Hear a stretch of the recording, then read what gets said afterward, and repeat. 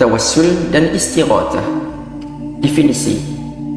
Tawassul berasal daripada kalimah wasilah yang bermaksud perantara, medium, jalan atau alat penyampai. Kata jamaknya adalah wasaid, seperti yang biasa disebut wasailul i'lam yang bermaksud media massa. Jadi secara mudahnya, bertawassul bermaksud menjadikan sesuatu sebagai perantara. Istighatsah pula berasal daripada kalimah ghauth yang bermaksud pertolongan. Kalimah istighatsah dibina di atas wazan istif'al, sama seperti istighfar dan isti'anah. Wazan istif'al ini secara umumnya digunakan dengan maksud memohon atau meminta. Maka jika istighfar bermaksud memohon keampunan dan isti'anah bermaksud memohon bantuan, istighatsah pula bermaksud memohon pertolongan. 3 bentuk tawassul yang diterima secara ijma'. Para ulama telah bersepakat bahawa terdapat 3 bentuk tawassul yang disyariatkan, iaitu pertama, bertawassul dengan nama-nama dan sifat-sifat Allah, seperti kita berdoa, Ya Allah, Ya Rahman, Ya Rahim, dengan limpah rahmat dan ihsanmu, kau rahmatilah aku. Kedua, bertawassul dengan amal soleh, seperti kita berdoa, Ya Allah, jika engkau terima bacaan Al-Quranku sebentar tadi, kau permudahkanlah urusanku.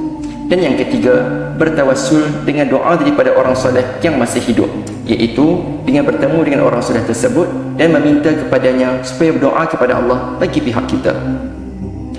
3 bentuk tawassul ini diiktiraf oleh semua ulama secara ijma' kerana ia sabit dengan banyak nas daripada Al-Quran dan As-Sunnah secara jelas. Bentuk tawassul yang menjadi khilaf ulama. Para ulama telah berbeza pendapat tentang hukum bertawassul dengan jah, yakni kemuliaan orang soleh, baik orang soleh tersebut masih hidup atau telah meninggal dunia. Hal ini kerana amalan tersebut tidak sabit dengan sebarang nas secara jelas.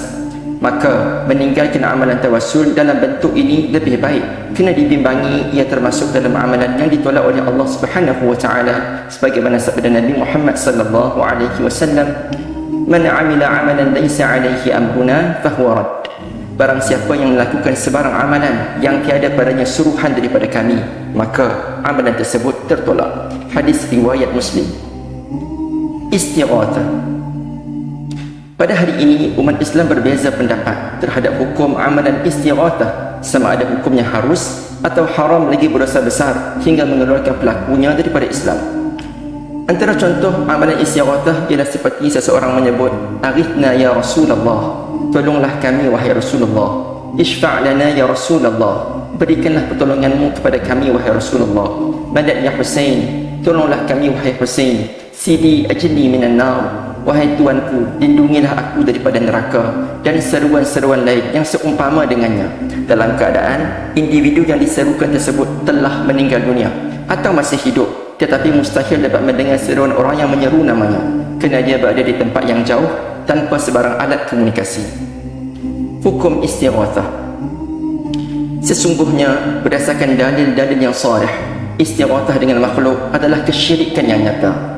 Antara dalil yang paling jelas dalam masalah ini adalah firman Allah Ta'ala, "A'udzu billahi minasyaitonir rajim. Walladzina tad'una min dunihi ma yamlikuna min qitmir. In tad'uhum la yasma'u du'aakum walau sami'u mastajabu lakum wa yawmal qiyamati yakfuruna bisyirkikum." Adapun apa yang kalian serukan selain daripada Allah itu, mereka tidak memiliki apa-apa pun walau senipis selaput kulit buah. Jika kalian berdoa kepada mereka, mereka tidak mendengar doa kalian. Kalaupun mereka mendengar, mereka tetap tidak dapat memperkenankan permintaan kalian. Dan pada hari kiamat nanti, mereka akan menafikan keterlibatan mereka dengan perbuatan syirik yang kalian lakukan. Surah Fatir ayat 13 dan 14. Dalam ayat di atas, dengan jelas Allah Ta'ala menghukum amalan berdoa kepada selain Allah sebagai syirik. Jadi, bagaimana mungkin nas sejelas ini mahu ditolak? Malangnya, masih ada sebagian umat Islam yang mendakwa bahawa syirik hanya terjadi apabila kita menduakan Tuhan. Menurut mereka, tidak mengapa berdoa kepada makhluk selagi mana meyakini bahawa hanya Allah yang memustajabkan doa mereka. Adapun makhluk yang diserukan itu, menurut mereka, ia hanyalah perantara yang akan berdoa kepada Allah bagi pihak mereka. Menjawab syubhat. Hakikatnya, i'tiqad seperti itulah kesyirikan yang sejati. Kerana Nabi SAW telah bersabda, "Ad-du'a huwal ibadah." Doa adalah ibadah. Maka apabila kita berdoa dengan beristighatsah kepada selain Allah, makhluk yang diserukan itulah yang menjadi ma'bud atau ilah yang bermaksud sembahan atau sasaran bagi ibadah kita. Kesannya, walaupun kita tidak menduakan Tuhan, kita telah menjadi musyrik kerana kita menduakan sasaran ibadah kita yang disebutkan sebagai ilah, sehingga perbuatan kita itu membatalkan syahadat la ilaha illallah, tiada ilah selain Allah. Pernyataan ini senada dengan firman Allah Ta'ala, "A'udzu billahi minasyaitonir rajim, wa ma yu'minu aktsaruhum billahi illa wa hum musyrikun." Dan tidaklah kebanyakan daripada mereka itu beriman kepada Allah melainkan dalam keadaan mereka berbuat syirik. Surah Yusuf ayat 106. Dalam menafsirkan ayat ini, Al-Imam At-Tabari menukilkan tafsiran daripada para sahabat. Antaranya daripada Ikrimah, beliau berkata, jika ditanyakan kepada mereka, yakni orang musyrikin, siapakah yang telah menciptakan mereka dan siapakah yang telah menciptakan sekalian langit dan bumi, mereka akan menjawab, Allah. Maka itulah keimanan mereka kepada Allah, tetapi mereka beribadah kepada selainnya. Mujahid pula berkata, keimanan mereka adalah pada ucapan mereka, Allah pencipta kita yang memberikan rezeki kepada kita dan mematikan kita.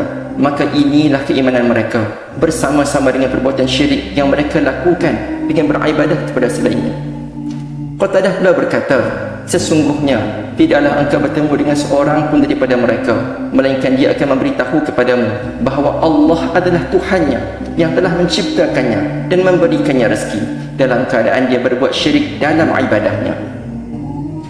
Maka belum jelaskah lagi betapa kaum musyrikin dahulu pun beriman bahawa Allah adalah satu-satunya Tuhan yang menciptakan sekalian alam, yang menghidupkan dan mematikan mereka dan yang memberikan mereka rezeki. Tetapi kenapa mereka masih dianggap sebagai musyrik di sisi Allah? Jawapannya, kerana mereka tujukan ibadah mereka kepada selain Allah, antaranya dengan beristighatsah kepada makhluk, kerana istighatsah termasuk dalam doa dan doa adalah ibadah. Bagi menguatkan lagi dalil di atas, marilah kita renungi firman Allah Ta'ala dalam surah Az-Zumar ayat ketiga. A'udzu billahi minasyaitonir rajim. Ala lillahi ad-dinul khalis walladzina ittakhadhu min dunihi awliya'a ma na'buduhum illa liqarribuna ila Allahi zulfa. Ingatlah, hanya kepada Allah sahajalah ibadah dan ketaatan yang murni itu diberikan. Sedangkan orang-orang yang menjadikan selain Allah sebagai pelindung-pelindung mereka, mereka berkata, tidaklah kami beribadah kepada makhluk selain Allah itu, melainkan supaya mereka mendekatkan diri kami kepada Allah sedekat-dekatnya. Surah Az-Zumar ayat ketiga. Perhatikanlah dalam ayat di atas sekali lagi, kaum musyrikin berkata yang mereka tujukan ibadah mereka kepada selain Allah dengan niat yang suci untuk mendekatkan diri mereka kepada Allah. Kerana mereka juga meyakini bahawa hanya Allah sahajalah yang berkuasa untuk memperkenankan doa-doa mereka. Bukankah itu juga yang i'tiqad sebahagian umat Islam yang beristighatsah dengan berdoa kepada makhluk? Al-Imam Al-Qurtubi ada menukilkan kalam Qatadah di dalam tafsirnya bagi menjelaskan ayat di atas.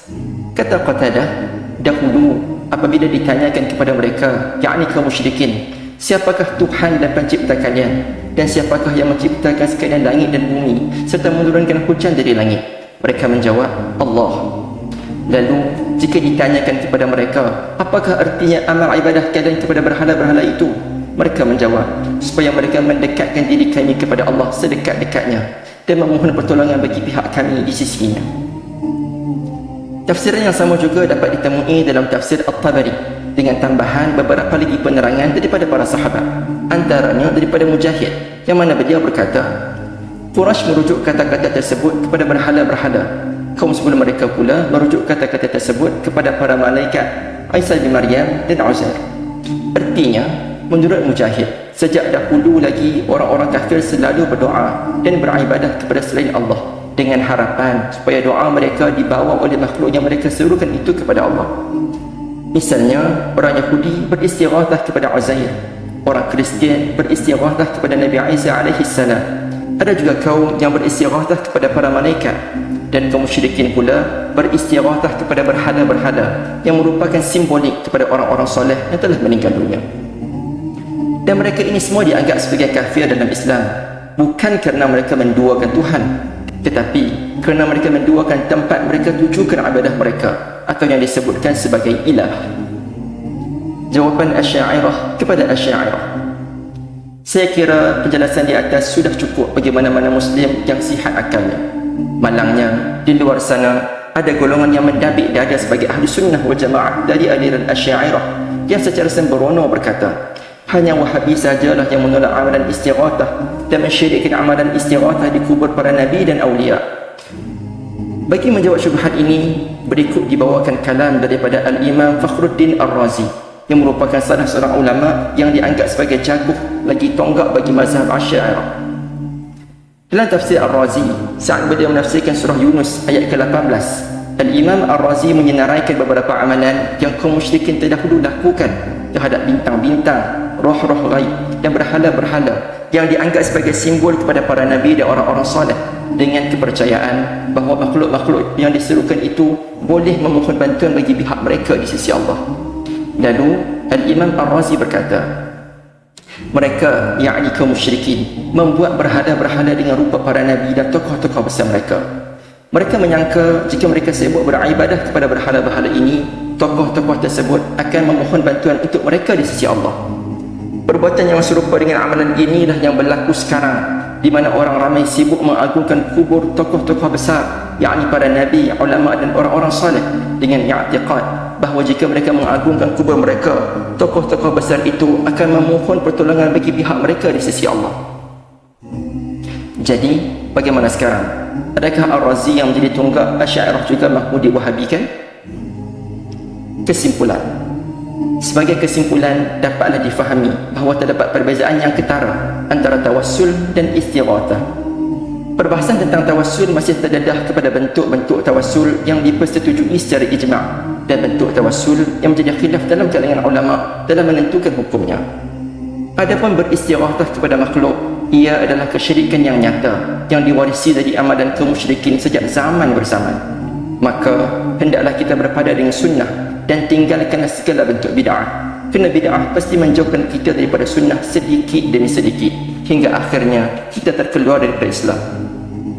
Kerana itulah di padang mahsyar nanti akan ada umat baginda yang dihalang daripada meneguk air telaga Al-Kauthar, meskipun Nabi SAW pada mulanya menyangka mereka adalah pengikut baginda dengan melihat kepada kesan wuduk yang ada pada badan mereka. Tetapi malaikat tetap menghalang mereka daripada menghampiri telaga Al-Kauthar sambil berkata, innaka la tadri ma ahdathu ba'dak. Sesungguhnya engkau tidak tahu bid'ah apa yang telah mereka cipta setelah kewafatanmu. Maka Nabi SAW pun menjawab dengan memetik kata-kata Nabi Isa AS daripada surah Al-Ma'idah ayat 117. A'udzu billahi minasyaitonir rajim. Wa kuntu 'alaihim shahidan ma dumtu fihim falamma tawaffaytani kunta antar raqiba 'alaihim wa anta 'ala kulli syai'in shahid. Aku menjadi saksi mereka selama mana aku hidup bersama-sama dengan mereka. Lalu setelah engkau mematikan aku, engkaulah yang mengawasi mereka dan engkaulah yang menyaksikan setiap apa yang mereka lakukan. Kemudian dikatakan kepada baginda, inna haula'i lam yazalu murtaddina ala a'qabihim mundu faraqatahum. Sesungguhnya mereka telah murtad setelah engkau tinggalkan mereka. Hadis riwayat Al-Bukhari. Maka peliharalah agama kita. Usahalah dijadikan agama sebagai barang gadaian hanya kerana ta'assub kepada aliran tertentu setelah jelas percanggahannya dengan agama yang dibawa oleh Nabi Muhammad sallallahu alaihi wasallam. Wabillahi taufiq.